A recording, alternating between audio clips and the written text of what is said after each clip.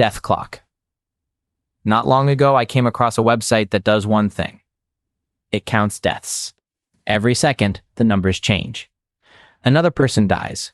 The totals keep climbing whether anyone is watching or not. It's strangely difficult to look away. The figures are easy enough to understand. The problem is how impersonal they are. You can watch thousands of people disappear from the count in just a few minutes without thinking about any of them. That's the danger of statistics. They help us measure reality while quietly separating us from it. No one remembers a parent as part of an annual report.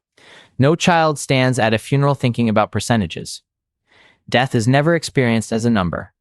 It is always someone's life. Christians already know life is short. James didn't need to convince his readers. They already knew. His reminder was direct. You don't know what tomorrow holds. James 4:13-15. We make plans as though next week is already reserved on the calendar for us. Scripture doesn't promise that. What it does offer is today. Now stop there for a moment. If it's true, everyone looks a little different. Most of us can probably think of someone we've been meaning to really talk to. Maybe we've even said, "I'll catch him next week." James makes no such guarantee. The ones we've been putting off aren't interruptions.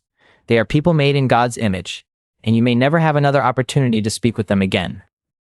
None of this is meant to make us anxious. It's meant to wake us up. One of the more striking moments in Dr. Greg Bahnsen's Evangelism Seminar isn't a complicated argument. It's a simple question from a Jewish man who had come to believe Jesus really is the promised Messiah. After becoming a Christian, he couldn't stop wondering why no one had told him sooner. His question stays with me. I can't help asking myself, how many conversations did I postpone, assuming there would always be another chance?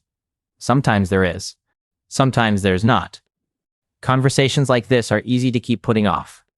We tell ourselves it can wait, or that we'd better learn a little more before saying anything. Weeks pass surprisingly fast. But Bahnsen starts right there, with the hesitation. It isn't because Christians don't care about people. It's that silence usually just feels safer. And so he tells the story.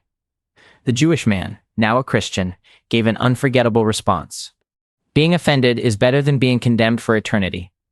This isn't an invitation to become argumentative, however. Anyone can win an argument by being obnoxious.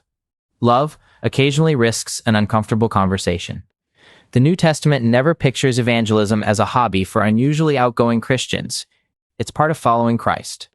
Not because every believer has the same gifts, but because every believer has received the same mercy. That's what makes the silence worth examining. If Christ sought us when we were far from him, why do we so often wait for everyone else to make the first move? Maybe that's the better place to begin, with an honest look at our own reluctance. Dr. Bahnsen's Evangelism Seminar opens exactly at this point.